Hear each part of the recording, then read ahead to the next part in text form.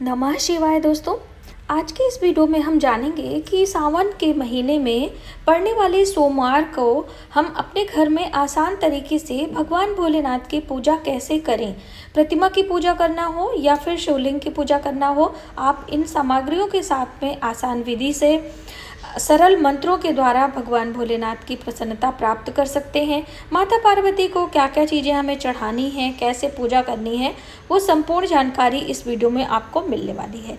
Video बहुत ही helpful है, तो आप इन तक बने रहें और इस विधि से आप पूजा करें। दोस्तों, अपने घर में अपनी श्रद्धा और अपनी मनोकामना के अनुसार आप अलग अलग चीज़ें भी चढ़ा सकते हैं। और ऐसा नहीं है कि शिवलिंग की पूजा ही करेंगे तभी भगवान भोलेनाथ की कृपा हमें प्राप्त होगी। आप इस विधि से बिलपत्र चढ़ाएं, भगवान के मंत्रों का जप करें और उन्हें आसान चीज़ों से प्रसन्न करने का प्रयास करें। तो चलिए देर न करते हुए अपने वीडियो की शुरुआत करते हैं। इस तरीके से आपको अपने घर में एक लकड़ी का पटा लेना है और उस पर लाल या पीले रंग के वस्त्र बिछाकर एक अष्टदल कमल तैयार करना है। दोस्तों, भगवान शिव की पूजा में हम हमेशा आपको बताते हैं कि हम दीप कलश लगाते हैं। आप श्री कलश भी लगा सकते हैं, लेकिन दीप कलश ज़्यादातर देवताओं की पूजा में लगाया जाता है। देवी देवताओं को आसन देने के लिए हमेशा धन धान्य की कमी न हो, इसलिए अनाज का आसन देते हैं।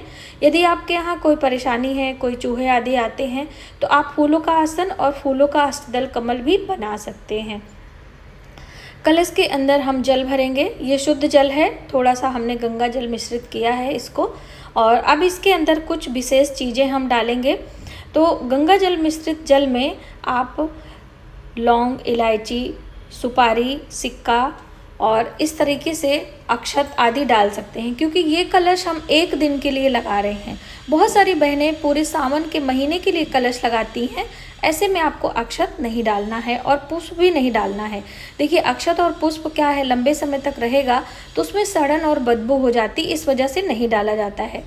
एक सिक्का हम लेंगे, सुपारी लेंगे, लौंग और इलायची लेंगे, लौंग जोड़े से लेंगे, एक हरी इलायची लेंगे।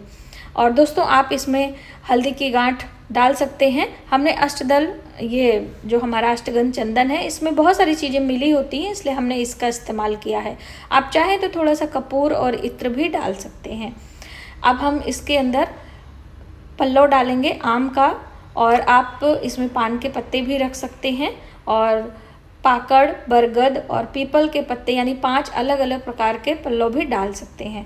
ऊपर एक सरई से भरा पात्र रखेंगे, जिसे पूर्ण पात्र कहा जाता है। इसमें हम चावल रखेंगे। अब इसके ऊपर एक हम दीप लगाएंगे। अब आपका दीप कलश बनकर रेडी हो चुका है और पूजा की सभी सामग्री पास में आप रख लीजिए। जैसे माता पार्वती को चढ़ाने के लिए श्रृंगार की सामग्री, मुख शुद्धि के लिए तांबूल, जो कि पान, सुपारी, लौंग, इलायची है, और यहाँ पर कुछ मौसमी फल और बतासे हमने भोग के लिए रखे हैं। भोग आप अपनी मनपसंद से अलग अलग चीज़ें लगा सकते हैं हर सोमवार को। और इस विधि से आप शाम को पूजा करें, सुबह पूजा करें, जब भी आपके पास अवसर हो, पूर्ण श्रद्धा भाव से अपने घर में पूजा कर सकते हैं। यहाँ पर हम धूप बत्ती भी अलग से निकाल कर रख ले रहे हैं, जिससे हमें आसानी हो। माता पार्वती को सिंदूर चढ़ाया जाता है, तो आप चाहे कुंवारी हैं, चाहे सुहागन महिला हैं, सिंदूर अवश्य चढ़ाएं। और दोस्तों, बातों बातों में कलश के गले में मौली बांधना हम भूल गए हैं, तो इसके लिए माफ़ी चाहते हैं। तो यहाँ पर हम कलश के गले में मौली बांध रहे हैं। 3 बार 2 बार आप इस तरह से पहले से ही बांध के रखें, वो अति उत्तम होता है। लेकिन असुविधा हो रही है, कोई बात नहीं, इसी तरह से कभी कभी जल्दबाजी में भूल हो जाती है, तभी तो हम लास्ट में क्षमा प्रार्थना करते हैं। अब देखिए, पूजा की शुरुआत में ही चंदन वगैरह आदि अलग से निकाल के रख लें, और पूरे डिब्बे से हमें नहीं लगाना चाहिए, और इसमें हम जल मिश्रित करके अलग रख लेंगे। पूजा के लिए जल एक साथ रखना होता है। धूप बत्ती भी रख लिया है। पूजा की सभी सामग्री एक साथ रखकर आसन लगाकर पूर्ण श्रद्धा भाव से हम बैठेंगे और चीज़ें एक साथ रख लें, क्योंकि जब दीप जल जाता है तो बार बार हमें उठना नहीं चाहिए, ऐसा कहा गया है। तो यहाँ पर सबसे पहले हम दीप लगाएंगे और दीप का पूजन करेंगे। हमने यहाँ पे तिल के तेल का इस्तेमाल किया है, आप शुद्ध घी भी ले सकते हैं। और सभी चीज़ों को हम बाहरी रूप से शुद्ध करेंगे।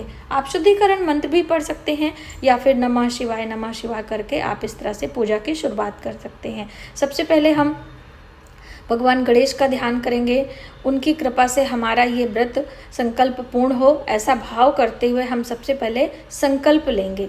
संकल्प लेने की विधि विशेष होती है, जो कि हाथ में पुष्प, अक्षत और एक दक्षिणा लेकर कुछ जल डालकर हम इस तरह से हाथ को ढक कर भगवान गणेश के सामने, जैसे भी आपको फलाहार, निर्जला, जल फल, एक समय अनाज लेके व्रत करना है और कौन सी कामना बोलनी है वो भी करते हुए आप वक्रतुंड महाकाय सूर्यकोटि समप्रभा निर्विघ्नं कुरु मे देव सर्वकार्येषु सर्वदा, इस तरह से करके भगवान गणेश के चरणों में हम वो सारी सामग्री रख देंगे।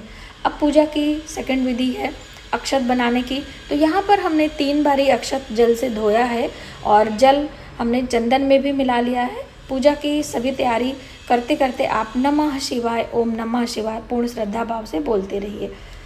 जल घुमाकर सबसे पहले दीप का पूजन करेंगे, कलश का पूजन करेंगे, तिलक लगाएंगे। अष्टगंध तिलक पर्याप्त रहता है, इसलिए हम इसका इस्तेमाल अधिकतर करते हैं।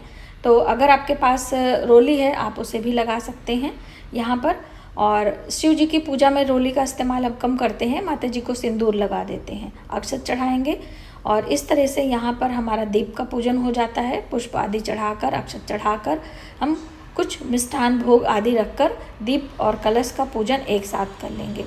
यहाँ पर देखिए कुछ चीज़ें आपके पास नहीं हैं, आप भूल गए हो तो कोई बात नहीं है, आप इस विधि से बाद में भी उसको चढ़ा सकते हैं, ठीक है। और ये भोग प्रसाद कैसे हटाना है, क्या करना है, वो आगे हम आपको स्टेप बाय स्टेप बताते रहेंगे।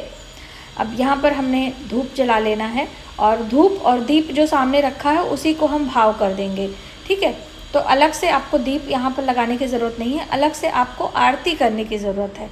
कपूर की आरती करें या फिर शुद्ध घी की आरती करें, वो ज़्यादा होता है। तो इस तरह से हम धूप दिखाएंगे नमः शिवाय, ओम नमः शिवाय करते हुए, और जो हमारे पास ये दीप है उसी को हम भाव से देवी देवताओं को दीप आरती करते हैं। अब हम जल चढ़ाकर देवी देवताओं को स्नान कराएंगे और स्नान कराने के बाद वस्त्र के रूप में हम एक मौली का धागा चढ़ाएंगे।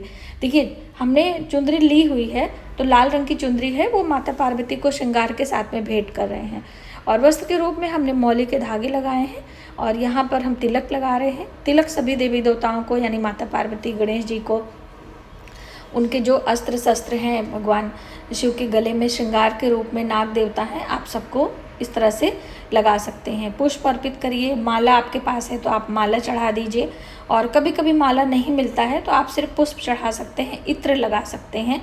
जितनी भी चीज़ें हों आप भाव से मंत्रों का जप करते हुए इस तरह से एक एक करके चढ़ाएं। ये सारी चीज़ें हमारे भाव के ऊपर निर्भर करती हैं। अक्षत चढ़ाएंगे अखंडित, और इस विधि से आप मंदिर जाकर शिवलिंग पर भी सारी चीज़ें अर्पित कर सकते हैं, ठीक है।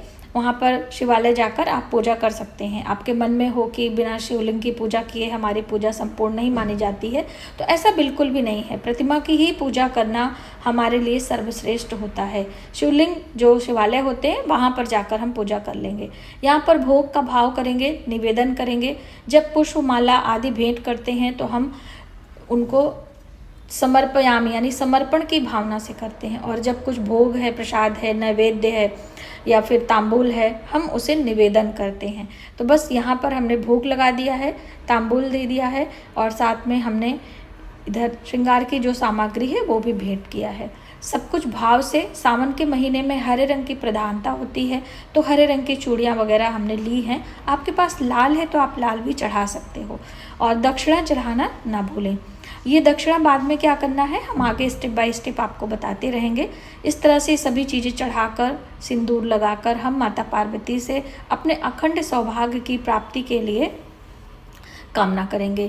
दोस्तों, माता पार्वती अखंड सौभाग्य की देवी हैं, इसलिए आप उनकी पूजा में ये सारी चीज़ें करना ना भूलें। यदि बाय द वे कभी गलती हो जाती है तो आप बाद में भी सिंदूर लगा सकते हो, और सिंदूर लगाने के बाद आप तुरंत अपने मस्तक पर भी लगा सकते हैं। यहाँ पर दुर्बा रह गई थी तो दुर्बा भी हम चढ़ा दे रहे हैं, भगवान गणेश को बहुत ही प्रिय होती है। अब बारी आती है बिलपत्र की। तो देखिए बिलपत्र चढ़ाने के कुछ विशेष नियम होते हैं, जो कि उन नियमों का पालन यदि हम करेंगे तो हमारी मनोकामनाएं जल्द पूर्ण होंगी। तो ये है बिलपत्र, और बिलपत्र का जो आगे वाला भाग होता है उसको हम हल्का सा तोड़ देंगे और इसमें हम चंदन लगाएंगे। तो चिकने वाले भाग पर चंदन लगाकर इस तरह से पलट कर बिलपत्र हमें चढ़ाने होते हैं। तो देखिए, अगर शिवलिंग पर चढ़ा रहे हैं तो भी इस विधि से चढ़ाएंगे, और यदि भोलेनाथ की प्रतिमा की पूजा कर रहे हैं तो सिर पे भी रख सकते हैं, और यहाँ पे आप पास में भी सामने भी रख सकते हैं। ऐसी कोई परेशानी नहीं है दोस्तों। छोटी छोटी चीज़ों से हम परेशान हो जाते हैं, हमारे भाव में विघ्न बाधा आती है और हमारे मन में बहुत सारे सवाल आते हैं। तो उन सभी सवालों को हम इसमें क्लियर करते जाएंगे। और अब बारी आती है कथा सुनने की। दोस्तों, इस तरह से आप सभी कुछ चढ़ाकर, जो भी आपके पास भोग प्रसाद है, आप कथा जरूर सुने। तो ये है सोमवार व्रत की कथा। अब आप कौन सी व्रत कर रहे हैं, ये पहले ही संकल्प में आपको समझ लेना है कि 16 सोमवार के व्रत शुरू करना चाहते हैं, कि सिर्फ सावन के महीने का सोमवार करना चाहते हैं, या फिर सावन से लेकर पूरे 1 साल अगले सावन तक आप सोमवार का व्रत करना चाहते हैं। कौन सा सावन का सोमवार करेंगे, ये आप पहले से ही संकल्प में बोलना होगा, इसीलिए पहले संकल्प की विधि बताई जाती है। तो बस इसके बाद हम कथा सुनेंगे। सोमवार व्रत की कथा। हाथ में अक्षत और पुष्प लेकर हम सोमवार व्रत की कथा सुनेंगे। आप पढ़ भी सकते हैं और सुन भी सकते हैं। प्राचीन काल में एक धनवान सेठ था, जिसके यहाँ धन की कोई कमी नहीं थी।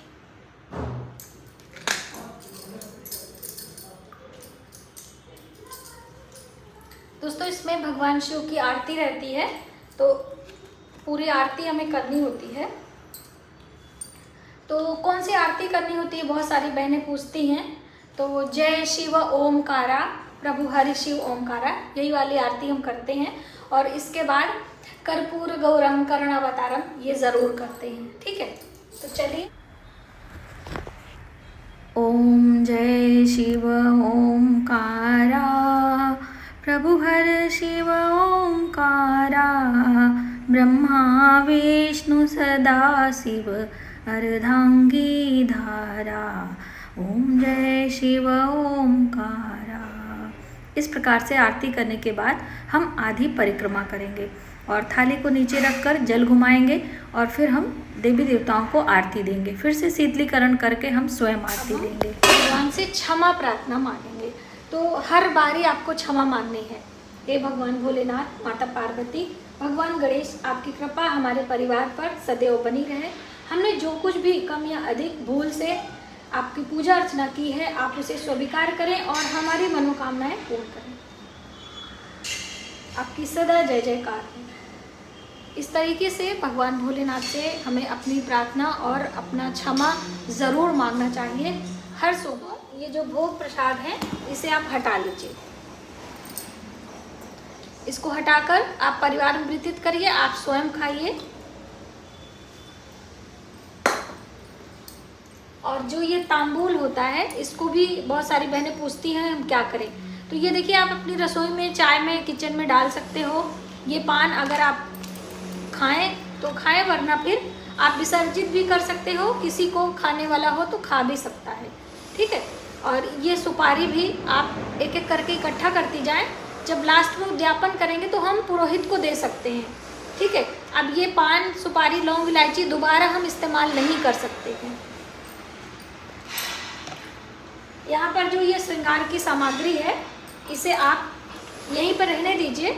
अगले सोमवार को भी आप इसे ऐसे ही रहने दे सकती हैं, वरना आप आखिरी सोमवार को दूसरा चढ़ाइएगा। हर सोमवार को साधारण इस तरीके से सिर्फ सिंदूर लगाकर हम पूजा करके अपना सोमवार का व्रत कंप्लीट करेंगे। जब तक हमारा दीप जलता है, हमें कलश वगैरह कुछ भी उठाने की ज़रूरत नहीं है। सुबह शाम दोनों समय इसी चौकी पर पूजा करेंगे और दूसरे दिन पूजा करके हम इस चौकी का विसर्जन करेंगे। ठीक है, हर सोमवार को हम लगाएंगे और मंगलवार को विसर्जित करेंगे। इस विधि से आप सावन में कभी भी भोलेनाथ की पूजा अर्चना करते हुए अपनी मनोकामना बोल सकते हैं। आज की वीडियो में बस इतना ही। यदि हमारी जानकारी आपको थोड़ी सी भी हेल्पफुल लगे तो प्लीज़ वीडियो को ज़्यादा से ज़्यादा लोगों में शेयर करें। आने वाले वीडियो के लिए सब्सक्राइब करें।